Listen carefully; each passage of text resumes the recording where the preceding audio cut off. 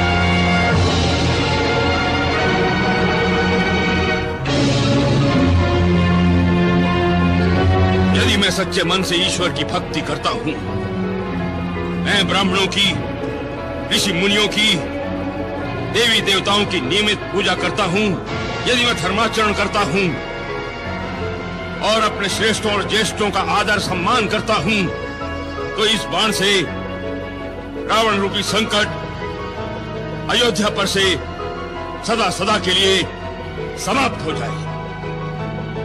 रुक जाओ राजन। पितामह, आप? प्रणाम विधाता। इस बाण का प्रयोग न करो। क्यों पितामह? राजन, साक्षात महादेव शिव शंकर का वरदान प्राप्त किया है रावण ने कि युद्ध में उसे कोई पराजित नहीं कर सकेगा। उसकी पराजय उसी दिन होगी जिस दिन उसकी मृत्यु होगी।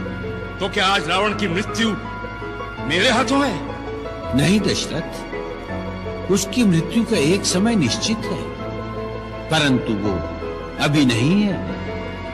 तुम अपना बाण वापस ले लो दशरथ। परंतु पितामह, प्रत्यंचा पर चढ़ा हुआ ये बाण मैं वापस नहीं ले सकता। तो उसे अंतरिक्ष में छोड़ दो। अंतरिक्ष में छोड़ दूं?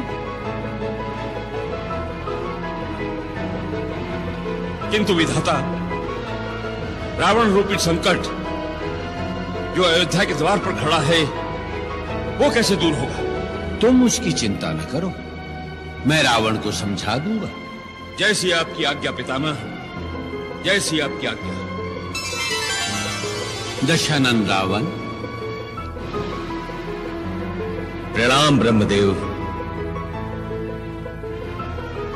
तुम तथा दशरथ दोनों ही अवध्य हो।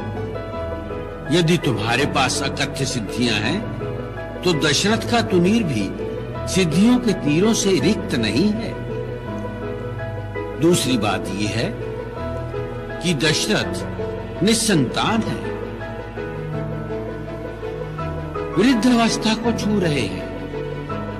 उनकी मृत्यु के बाद संपूर्ण पृथ्वी बिना युद्ध के ही तुम्हारे अधीन होगी। अतः युद्ध करना व्यर्थ है रावण। प्रभु, मैंने दशों दिशाओं को युद्ध करके अपने बाहुबल से जीता है, कोई दान के रूप में नहीं प्राप्त किया। रावण युद्ध प्रिय है प्रभु, युद्ध प्रिय है।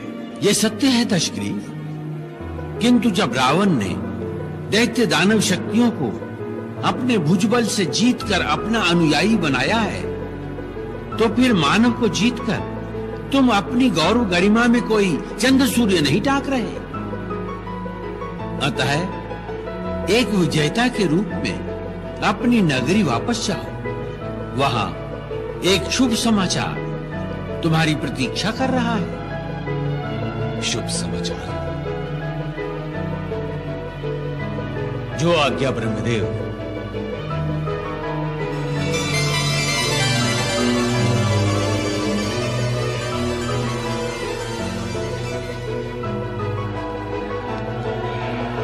युद्ध बंद करो।